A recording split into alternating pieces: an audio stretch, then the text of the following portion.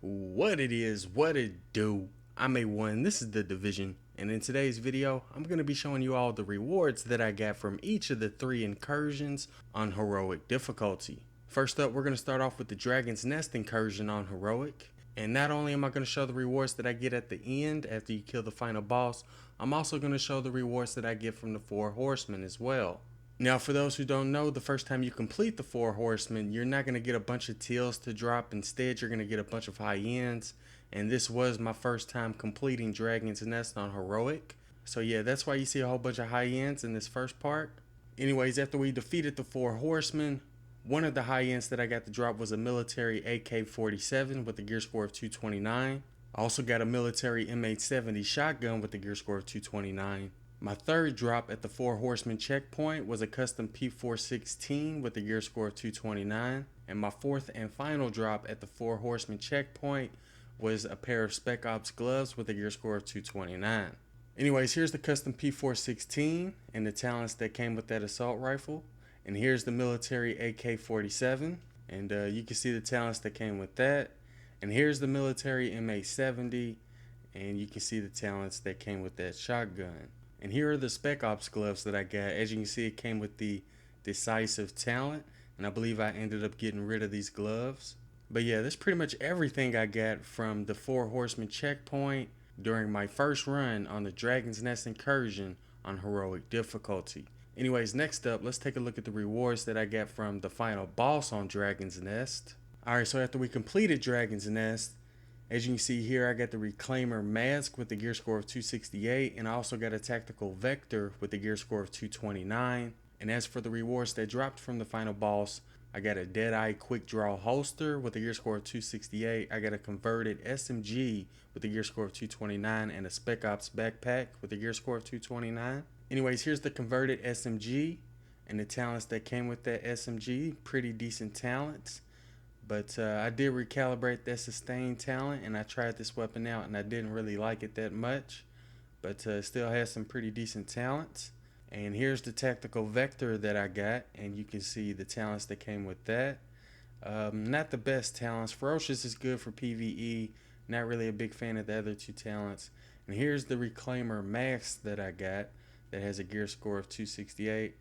And you can see the attributes that came with that mask. Not necessarily the best attributes, I think. And here's the Spec Ops backpack for those who wanted to see it.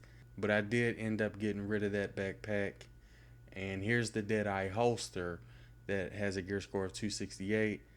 And I'm not sure if I kept this one or if I got rid of it. I think I kept it because it was better than the one that I previously had.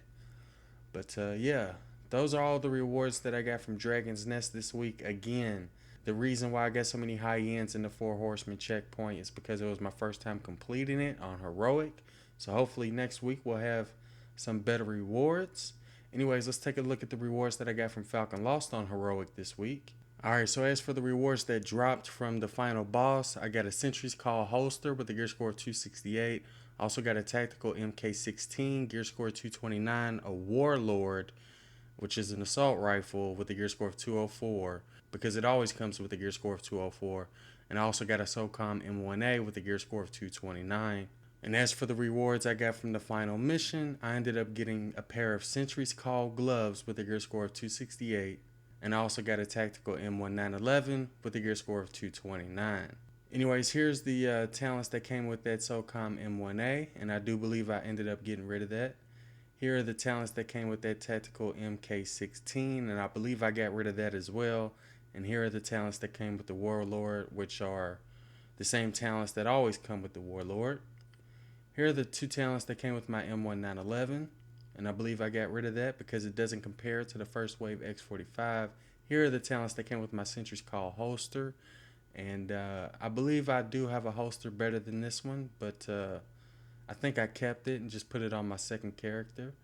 And here are the talents that came with my Sentry's Call gloves. Not necessarily the best talents you would want on a Sentry's Call gear set.